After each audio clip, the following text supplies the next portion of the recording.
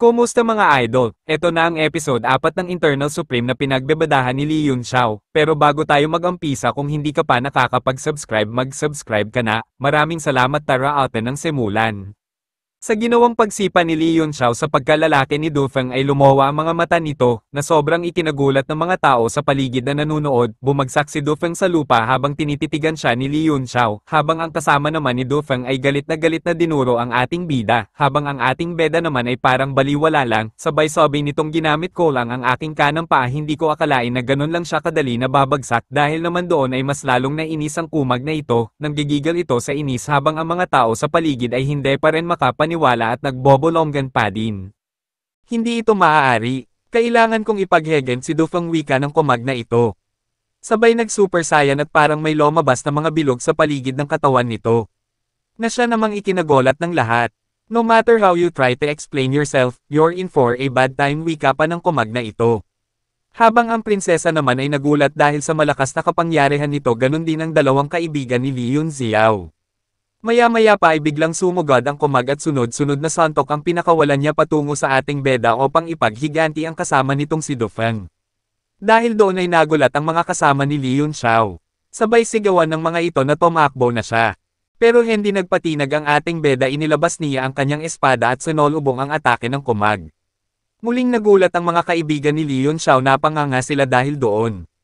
Tumama ang espada sa isang kamao ng kumag, kaya naman dahil doon ay namilipit ito sa sakit. Habang nakataas ang kanang kamay na tinamaan ng espada, labas ang kanyang dila kasabay ng mga luhang parang gripo. Sa pangalawang pagkakataon ay sinipa din ito ni Lee Yun Xiao sa pagkalalaki neto at makikita sa mukha nito ang pag-aende sa sobrang sakit. Humendose ito sa lupa habang ang ating beda ay napaayos na lang. Nagulat ang lahat dahil sa nangyari. Sari-saring usapan at bulungan ang naganap sa lugar. At talagang humanga sila sa ating bida na si Lee Yun Xiao. Maya-maya pa itinosok ni Lee Yun Xiao ang kanyang espada sa lupa at ipinatong ang kanyang mga braso sa espada. Sabay nagsabi ng, "If I can't even take care of my apprentice punks like you, I might as well smash my head into a wall and die." Ang atakihin ng mga kaibigan ko ay isang pagkakamali para sa inyo. Habang dahan-dahan na lumalapit sa kumag na ito, kinabahan ng kumag at sinabing, "Pakiusap, tama na, maawa ka, wag." Pero hindi nagpaawat ang ating bida at sena pa ito ng napakalakas. Silang dalawa ay tumilapon sa pader dahil sa lakas ay wasak ang pader at humandusan ang dalawang kumag. Ang isa pa sa kanila ay napaihi sa salwol. Nagdalim ang mukha ni Lee Yun Xiao. Habang ang dalawang case moso sa likod ni Lee Yun Xiao ay nagulat sa nakita. Maya-maya pa ay lumapit ang mga kaibigan ni Yun Xiao, inakbayan siya ng isa habang ang isa naman ay pinapa-uwi na ang mga taong naruroon sa lugar. Namangha ang dalawa at binati nila si Yun Xiao dahil napakadali para sa kanya na talonin ang dalawang kumag kanina. Napangiti naman ang ating bida. Habang nagsasaya ang tatlo, napatitig naman ang prinsesa na nakakunot ang noo at napatanong ito sa sarili kung si Yun Xiao nga ba ang taong ito. Nababahala siya, dagdag pa nito. "Both the Do and Luo families have always been at odds with your Lee family." Nababahala ang prinsesa dahil sa nangyayari na ito. Sa kanyang sinasabi ay narinig pala siya ni Yun Xiao, sabay sabi nitong, "Kung hindi nila ititikom ang bibig nila, wawasakin ko ang angkan nila sa isang iglap lang." Itinaas ang espada sabay tosok sa lupa at sabay ngiti nito at nag-peace sign sa prinsesa. Tumalikod si Yun Xiao at sinabing babalik na siya sa kanyang dorm, na ikinainis naman ng prinsesa. Maya-maya pa ay lumapit ang dalawa dito at sinabing wag maalala masyado. Kung magpapadala sila ng tauhan para pamatay ng tao mula sa academy, mas mamamatay sila ng mabilis kapag nalaman ng Lee family. Dahil ang tagalabas ay hindi dapat gumalaw ng kahit na isa mula sa Jalan Academy. Nagulat naman ang isa dahil sa narinig sabay wika nito, pero kung isa sa estudyante ang gumawa nito, mabubulag ang lahat. Napatanong naman ang prinsesa, "Ang senadora sabi mo ba ay si Lan Fei?" Alam ng lahat na si Du Feng ay alipors ni Lan Fei. Nababahala ang tatlo dahil sa nangyaring at pwedeng mangyar. Lumipat naman ang eksena kung saan ay nakarating na nga si Yun Xiao sa kanyang tenet erhen, binoksan niya ang pento at pumasok, inilapag niya ang kanyang espada sa mesa. At napawek ang kailangan niyang palakasan ng katawan na ito dahil masyadong maina. Inunat niya ang dalawang kamay at ginamit ang Tyrant Body Tempering Technique. Nakuha ni Yun Xiao ang Body Tempering Technique mula kay Tyrant ng nagkataon. Siya ay hindi kailanman nang ahas na ipaalam ito sa sinuman at sinadyang gawin ito ng palihim. Ngunit sino ang nakakaalam na siya ay mamamatay sa Tiandang Mountains bago pa man siya makapagsimula? Sa pamamaraang ito, kahit na hindi ako makapagbukas ng anumang mga chakra, sapat na para sa akin na linangin ang antas ng Martial Sovereign. Huminga ng malalim si Yun Xiao habang nagpakawala ng malalim na pag-iyak at muling binaluktot ang itaas na bahagi ng katawan. Ang bawat individual na nag-cultivate hanggang sa rurok ng Nine Heavens Realm ay may kamanghamanghang pagtitiyaga. Bagamat mahalaga ang talento, ang mas mahalaga ay ang lakas ng loob at determinasyon na huwag sumuko. Ang unang estilo ng Tyrant Body Tempering Technique, Moon and Sun. Muli niyang binaluktot ang kanyang katawan sa isang bilog. Ang napakalaking puwersa ng paghila ay nagparamdam sa kanya na para bang hinihiwa ng mga kabayo ang kanyang katawan habang ang bawat pulgada ng kanyang kalamnan at buto ay nagsimulang mabali. Sa pagkakataong ito, nagtagal siya ng 5 segundo bago itinapon palabas at diretsyong nontog sa dingding. Ang kanyang kaloob-looban ay nanginginig na ang kanyang dugo ay kumulo ng husto, dahilan upang siya ay umubo ng isang subo ng dugo. Muli, malakas na sigaw niya. Ang dalawang pag-urong ay nagpapataas ng kanyang panloob na pride. Kung malilinang ito ng tyrant na iyon, mas gagawa ako kaysa sa kanya. Bagamat kinilala ang lakas ni Tyrant bilang pinakamalakas sa 10 conferred martial sovereigns, wala ni isa sa kanila ang gustong umamin ng kababaan sa iba. Lahat sila ay mapagmataas na individual na minamaliit ang bawat nilalang sa mundo. Ang buwan at araw na estilo. Makalipas ang isang araw, sa Gravity Cultivating Hall ng Akademya, maraming teleportation arrays ang naka-inscribe sa lupa na nilagyan ng bluestone brick, bawat isa ay humahantong sa ibang gravity zone. Maaaring direktang ilipat ang mga mag-aaral sa kanilang mga destinasyon sa pamamagitan ng paglalagay ng primordial stone sa array. Ang mga hanay na ito ay nakakalat sa ilang ektarya ng lupa, at ang kabisera lamang ng isang estado ang may lakas na magtayo ng ganoong lugar ng pagtatanim. Sa gitna ng 12-12 ng mga array ay isang mataas, libu-libong metrong squared na platform. Ito ang punto ng pagbabalik ng lahat ng mga rehiyon ng grabidad. Tiningnan ni Yun Xiao ang mga mag-aaral at ang kanilang mga kabataang mukha habang sila ay paroroon at paalis, ang kanyang mga iniisip ay bumabalik sa nakalipas na mga dekada. Noong panahong iyon, isa lamang siyang ordinaryong apprentice warrior. Tulad ng lahat ng mga mag-aaral dito, nakinig siya sa mga alamat ng mga bayani at nagsumikap araw at gabi upang sumulong sa daan ng pinakamalakas. Karamihan sa mga estudyanteng kusang pumunta dito ay mga anak ng mahihirap na pamilya. Inaasahan lamang nila na maaari silang maging mga mandirigma ng estado balang araw, umangat sa itaas ng karamihan, at magdala ng kaluwalhatian sa kanilang mga ninuno. Ang lahat ay inilipat sa labas sa mataas na espiritu, at pagkatapos ay bumalik tulad ng mga frozen na talong, nasaroon ng loob at nasaroon ng loob. Ang bawat tao ay nag-iisip sa sarili, at kakaunti ang mga taong nagsasalita. Paminsan-minsan, lahat sila ay mukhang nagulat nang makita nila si Yun Xiao na nakadamit ng mag-agarang damit. Humakbang si Yun Xiao sa isang dilaw na hanay na may markang tenfold, at naglagay ng primordial stone dito. Kaagad, isang dilaw na ilaw ang bumangon mula sa hanay at binalot siya. Hindi nagtagal, nawala ang kanyang figure at nawala sa bulwagan. Sa susunod na sandali, pagdating niya sa kanyang patutunguhan, naramdaman niya ang napakalaking puwersang napunit na nagmumula sa lupa. Ang kanyang buong katawan ay bumagsak sa isang iglap, lahat ng laman at dugo niya ay piniga. Ha! Ha! Hingal na hingal si Yun Xiao. Siya ay nakahanda sa pag-iisip, ngunit dahil sa matinding kakulangan ng dugo sa kanyang itaas na bahagi ng katawan, siya ay naging kakaiba at ang kanyang buong katawan ay bahagyang na-deform. Pinilit niyang tumayo at tumingin sa paligid.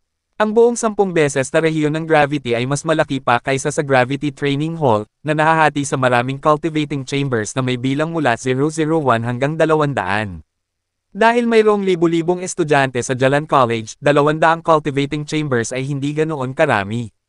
Mayroong maraming mga mag-aaral na walang silid sa sandaling ito, at sa halip ay nagmumuni-muni sa pampublikong lugar habang naghihintay. Mabilis na winalis ni Yun Xiao ang paligid gamit ang kanyang banal na sentido at pagkatapos ay naglakad patungo sa silid 013 habang humihingal. Ang bawat hakbang niya ay nangangailangan ng halos lahat ng kanyang lakas, at ang mga butas ng kanyang buong katawan ay bumuka at sumasara ng husto sa ilalim ng paghila ng grabidad habang siya ay kusang huminga. Kailangan kong makabisado ang estilo ng buwan at araw sa lalong madaling panahon, para matiis ng katawan na ito ang paggamit ng gamot para masira ang aking mga meridian.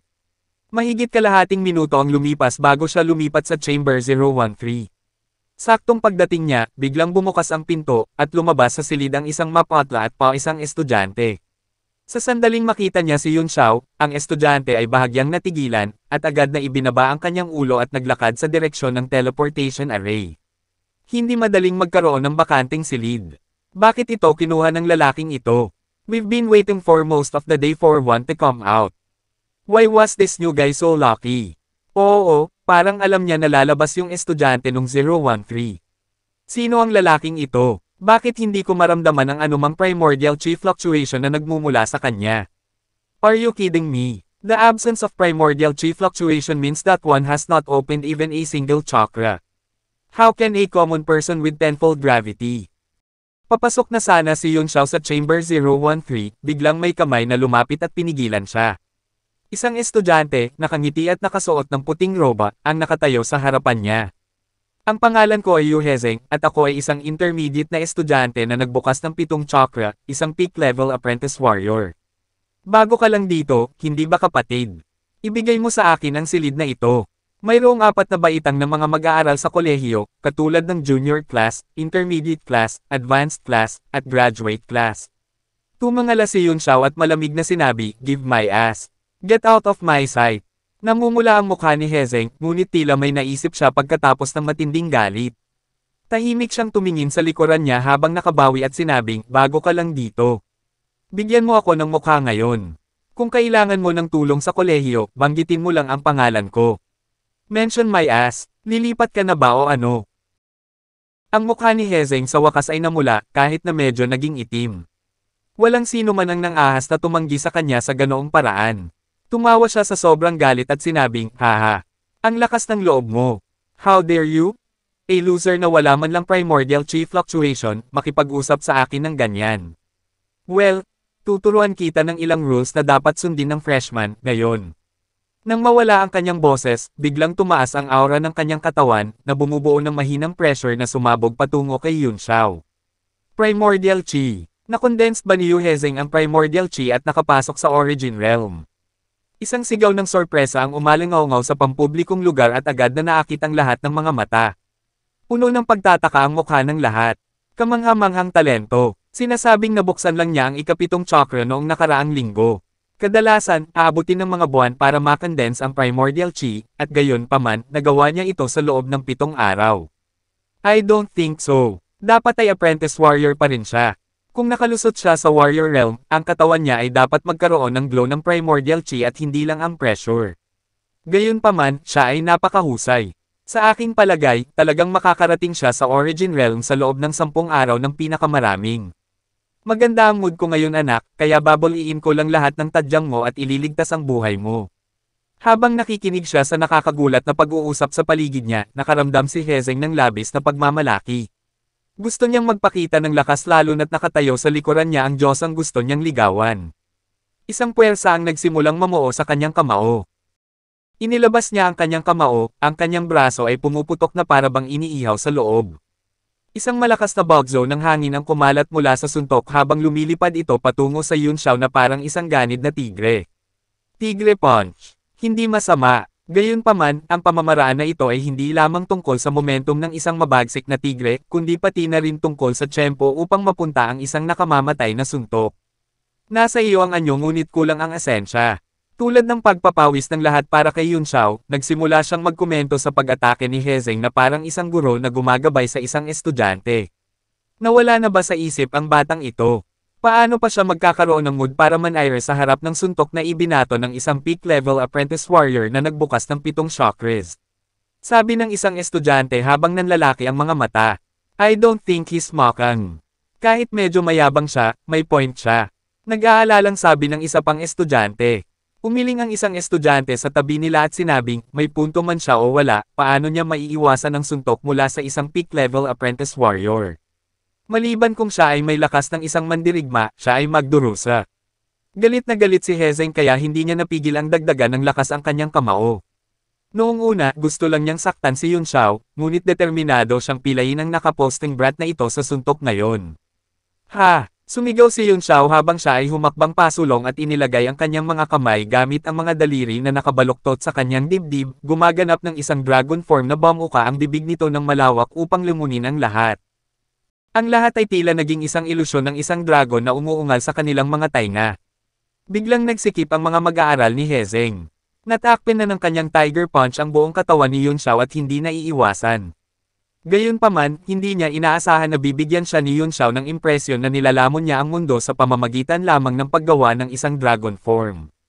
Hindi lamang nito nawasak ang lakas ng tigre ng kanyang suntok, ngunit ito rin ay tila isang napakalaking bibig, naghihintay para sa kanyang isubo ang kanyang sarili. Ano ito? Bakit pakiramdam ko para akong tupa na lumalakad sa bibig ng tigre? Nagulat si Hezeng, ngunit agad siyang kumalma. Kahit gaano ka-weird ang galaw mo, isa akong peak-level apprentice warrior, at kaya kitang durugan sa lakas ko lang.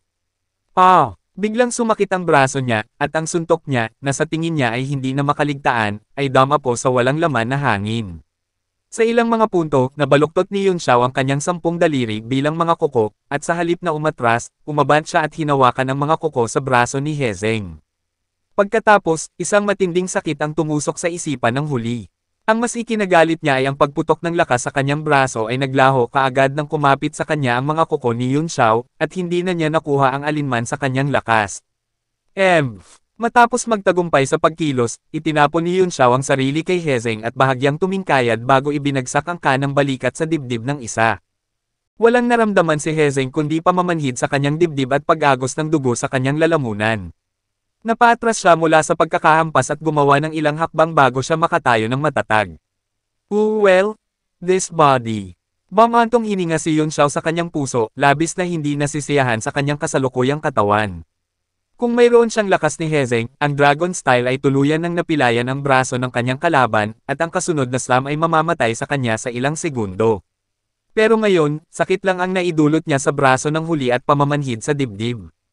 Anong nangyari ngayon lang? May nakakita ba? Ang suntok ni Yu Hezeng ay sapat na malakas para pumutok ng malaking bato, at nakakita pa ako ng mahinang liwanag ng primordial chi.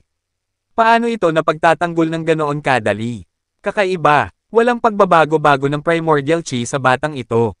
Dalubhasa kaya siya na nagtatago ng kanyang lakas.